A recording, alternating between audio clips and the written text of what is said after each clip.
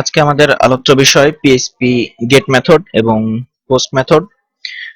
তো সবকিছুর শুরুতেই প্রথমে যেটা করতে হবে, জ্যাম্পের কন্ট্রোল প্যানেলে গিয়ে অ্যাপাচি স্টার্ট করে নিতে হবে। এরপর লোকাল ডিস্কে জ্যাম্প যেখানে ইনস্টল করা হয়েছে সেখানে htdocs-এ আমি একটা নতুন ফোল্ডার তৈরি করছি এবং এই ফোল্ডারে নতুন একটি টেক্সট ডকুমেন্ট ওপেন করতে হবে, যার নাম দিলাম আমি index.php। এবার এটা ওপেন করলাম। প্রথমেই HTML5 এর যে বেসিক মার্কআপ সেগুলো তৈরি করতে হবে। এবার আমি একটা ফর্ম তৈরি করছি। ফর্মের অ্যাট্রিবিউট গুলো নিয়ে আমি পরে আলোচনা করব, যেমন অ্যাকশন, মেথড যেগুলো আছে। প্রথমে একটা ইনপুট ফিল্ড তৈরি করব যেটা টাইপ হবে টেক্সট এবং নেম দিলাম ইউজার নেম।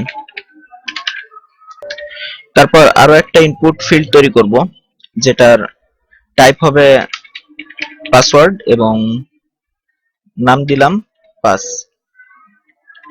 আরো একটা ইনপুট ফিল্ড তৈরি করব যেটা টাইপ হবে সাবমিট, আর এটার কোনো নেম প্রপার্টি আমি দিচ্ছি না, এটার একটা ভ্যালু প্রপার্টি দেব এবং ভ্যালু দিলাম হচ্ছে অর লগইন।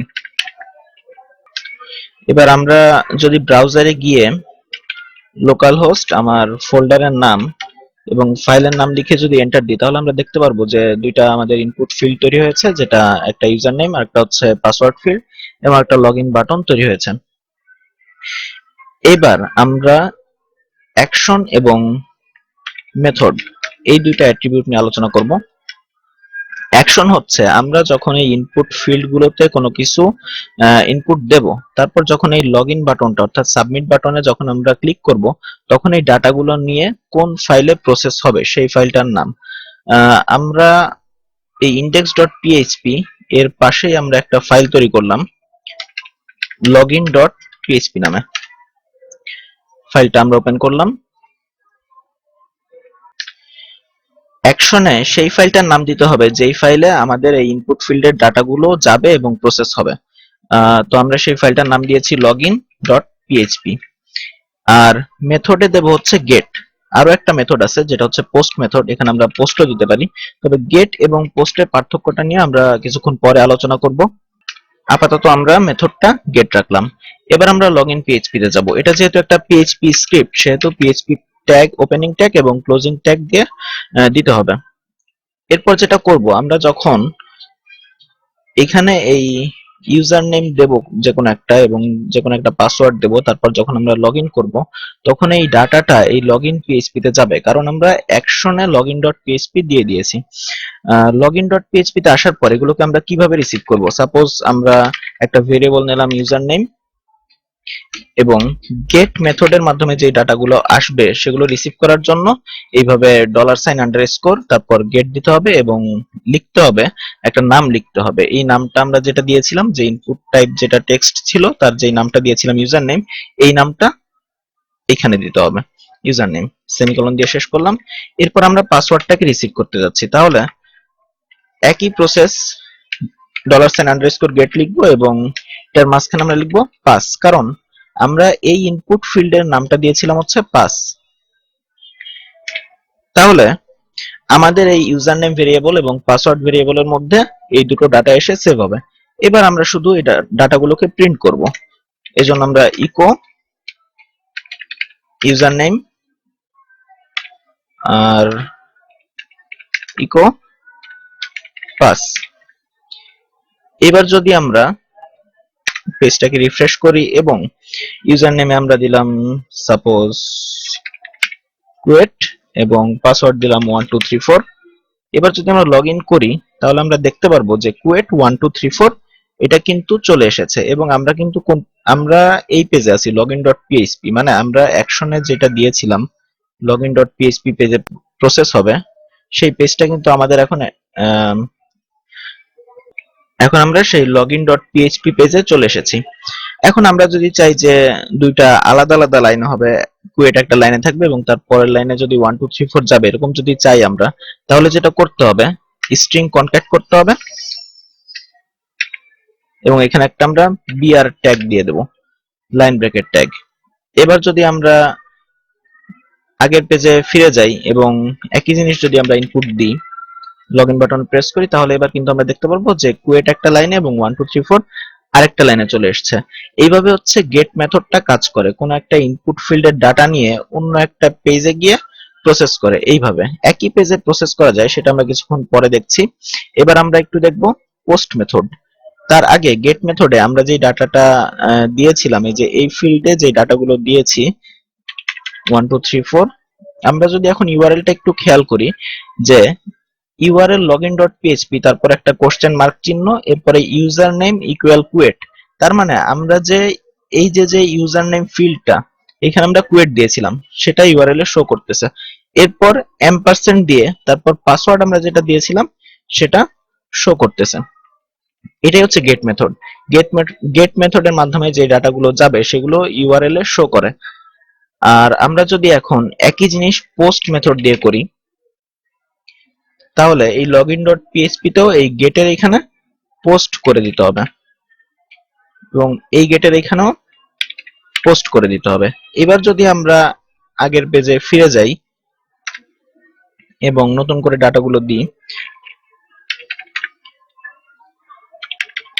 এবার যদি আমরা লগইন বাটনে প্রেস করি, তাহলে দেখা যাবে যে এবার কিন্তু ইউআরএল এ আর সেই ডাটাগুলো দেখাচ্ছে না। এটাই হচ্ছে মূলত গেট মেথড এবং পোস্ট মেথডের মধ্যে পার্থক্য। আরো বেশ কয়েকটা পার্থক্য আছে, সেগুলো আমরা ধাপে ধাপে আলোচনা করব। এই হচ্ছে গেট মেথড এবং পোস্ট মেথড। এবার আমরা দেখব কিভাবে আলাদা পেজে এই ডাটাগুলো প্রসেস না করে একই পেজে কিভাবে ডাটাগুলো প্রসেস করা যায়। একই পেজে যদি আমরা প্রসেস করতে চাই, তাহলে এখানে অ্যাকশনের নামটা চেঞ্জ করে দিতে হবে আমাদের যেই পেজে আমরা প্রসেসটা করতে যাচ্ছি, মানে আমাদের একই পেজের নামটাই আমরা অ্যাকশনে দিয়ে দেবো ইন্ডেক্স। তাহলে আমরা ইন্ডেক্স পেজেই, মানে একই পেজে আমরা প্রসেস করতে চাচ্ছি, তাই এই অ্যাকশনের মধ্যে আমরা ইন্ডেক্স ডট পিএইচপি দিয়ে দেব। এবার আমরা এইচটিএমএল এর মধ্যে পিএইচপি কোডকে এমবেড করব। এজন্য পিএইচপি ট্যাগ শুরু করলাম এবং পিএইচপি ট্যাগ শেষ করলাম। এবার আমরা যখন এই সাবমিট বাটনটাতে ক্লিক করব, তখন আমরা আপাতত শুধুমাত্র ইকো করছি যে ইউজার নেম, স্ট্রিং কনক্যাট করছি $_ পোস্ট ইউজার নেম, অর্থাৎ এখানে আমাদের ইউজার নেম কোলন দিয়ে আমরা যে ইউজার নেমটা দিব সেটাই আমাদের দেখাবে। এবং একইভাবে পাসওয়ার্ডের জন্য আরেকটা ইকো করলাম এবং সেখানে দিয়ে দিলাম পাস। এবার যদি আমরা আগের পেজে চলে যাই index.php, এখন কিন্তু যখন আমরা পেজটাকে রিফ্রেশ করব, তখন কিন্তু ইউজার নেমে কোনো ডাটা নেই, পাসওয়ার্ডেও কোনো ডাটা নেই, কারণ আমরা সাবমিট বাটনটা এখনো প্রেস করিনি, যার কারণে এই যে পোস্ট এই ভেরিয়েবলটা, এটার মধ্যে এখানে কোনো ডাটা নেই এবং এই পাসওয়ার্ড নামক যে পোস্ট ভেরিয়েবল সেখানেও কোনো ডাটা নেই, তার কারণে এটা এখন কোনো ডাটা শো করতেছে না। কিন্তু যখন আমরা এখানে কোনো ডাটা দেব ইনপুট ফিল্ড গুলোতে এবং লগইন বাটনে যখন আমরা প্রেস করব, তখন ইউজার নেমে কুয়েট চলে আসলো এবং পাসওয়ার্ডে 1 2 3 4 চলে আসলো। এখন আমরা চাচ্ছি যে যখন আমরা লগইন বাটনটা প্রেস করব, তখন এই ফর্মটা আর আসবে না, শুধুমাত্র ইউজার নেম এবং পাসওয়ার্ডটা দেখাবে। আর যখন আমরা এমনি পেজে ঢুকবো, কোনো লগইন বাটনে প্রেস করব না, তখন এই ডাটাগুলো দেখাবে না, শুধুমাত্র এই ইনপুট ফিল্ড দুটো দেখাবে। এটা আমরা চাচ্ছি। এটা করার জন্য আমাদের একটা কন্ডিশন স্টেটমেন্ট ব্যবহার করতে হবে। আমরা চেক করব যে ইফ, আচ্ছা, যদি আমরা কোনো পিএইচপি কোড লিখতে চাই, সেটাকে অবশ্যই পিএইচপি ট্যাগের মধ্যে লিখতে হবে। ইফ ইজ সেট, আমরা এখন চেক করব যে এই যে এই ভেরিয়েবলটা পোস্ট ভেরিয়েবল, এটা সেট কিনা।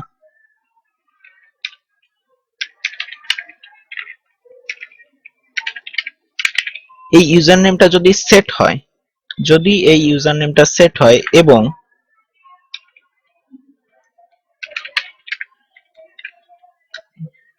$_post, আর যদি পাসওয়ার্ড ফিল্ডটা যদি সেট হয়, তাহলে আমরা এইটা দেখাইতে যাচ্ছি। যদি সেট হয়, অর্থাৎ এই ভেরিয়েবল গুলোতে যদি কোনো ডাটা থাকে এবং এই ভেরিয়েবল গুলোতে তখনই ডাটা থাকবে যখন আমরা সাবমিট বাটনে প্রেস করব। তখনই এই ভেরিয়েবল গুলোতে ডাটা থাকবে। তাহলে আমরা চাচ্ছি যেন এই পার্টটা আমাদের দেখায়, আর তখন এই পার্টটা যেন না দেখায়। তাহলে আমরা এই পার্টটাকে উপরে নিয়ে যাচ্ছি। যখনই আমাদের এই ভেরিয়েবল গুলোর মান সেট হয়ে যাবে তখন শুধুমাত্র এই পার্টগুলো দেখাবে। তার জন্য আমরা এই ইফ স্টেটমেন্টটা লিখলাম এবং এর ব্লকটা শুরু করলাম। এর ব্লকটা শেষ করব আমরা ঠিক এইটুক ডাটার পরে গিয়ে। তাহলে যদি এই ফিল্ড গুলো সেট হয় তাহলে আমাদের ইফ স্টেটমেন্টের মধ্যে এই যে এতটুকু অংশ আছে সেগুলো আমাদের প্রসেস করবে।